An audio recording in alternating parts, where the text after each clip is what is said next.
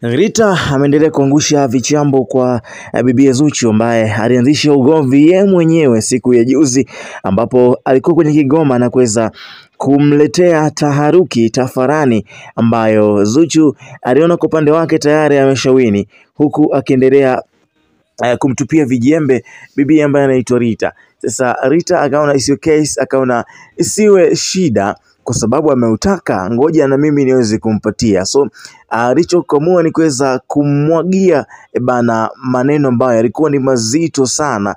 So yale maneno ambayo aliweza kuambiwa siku ya jana, by the way hajaweza kujibu mpaka sasa hivi, jambo ambalo limezua mjadala mzito sana kwenye mitandao ya kijamii kwamba kwa nini aliamua kuweza kumshushia maneno kama yale pale. Sasa maneno ya Rita amemwambia maneno mengi sana, na miongoni mwa vitu ambavyo amemwambia ni kuhusiana hata issue ya yeye kushindwa kuweza kuperform anapokuwa na mume wake. So alichokiandika Rita kupitia IG yake ni kama hivi. Aliandika maneno ambayo yalikuwa yanasomeka hivi: usiongee sana, mimi na wewe nani kidode? Mi nimemkamata bwana, anakopa sana japo nimezikungua vipi? Wewe umepauka mpaka kope, watu tunakuchora mafumbo mengi kitandani zero. Au nikwambie alivyokuwa ananiambia umepona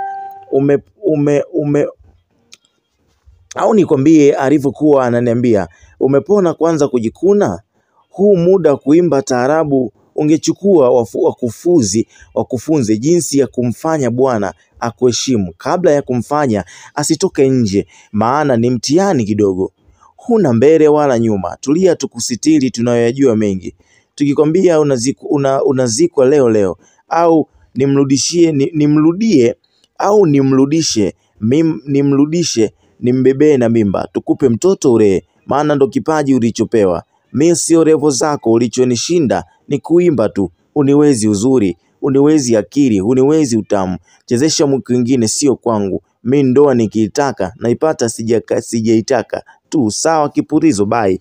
So ni ujumbe ambao uliandikwa na Rita kupitia IG yake kumwambia kwamba kuna vitu vingi ambavyo anavifahamu kuhusu yeye. Kwa hiyo kama inafika time basi aweze kutulia tu, kwa sababu kuna vitu ambavyo anavifahamu na then anamstiri. Kwa hiyo mambo yasiwe mengi sana na akaenda kumwaga mchele au bana. So that is kwenye mambo ambayo yamezidi ku happen, na mimi naitwa Chris JR msanuaji. Akipo enjoying pia usiache kusubscribe YouTube channel yetu kwa taarifa mbalimbali zinginezo ambazo utakuwa unazipata hapa Tanzania. Maoni yako pia ni sehemu muhimu ya hichi ambacho tunakizungumza.